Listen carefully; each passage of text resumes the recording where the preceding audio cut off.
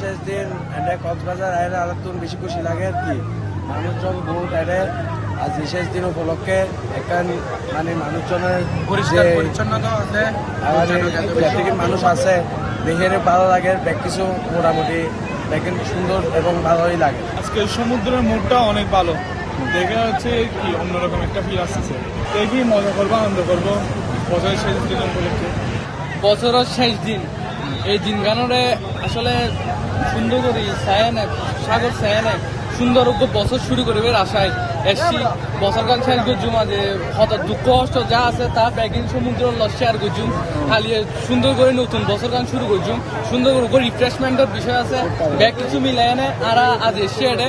ইনশাল্লাহ আজ ঘুরছুম ফিরছুম মজা করছুম হালিয়ে ইনশাল্লাহ নতুন করে নতুন বছর গান সুন্দরভাবে শুরু করবে।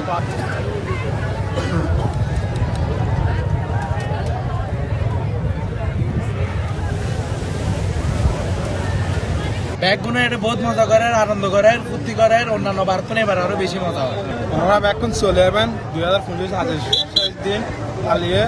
রাত জেলে 2026 শুরু হবো তো যারা আছে ফ্যামিলি লয়ে আছে বা বন্ধু বান্ধব তারা এখন চলে যাবে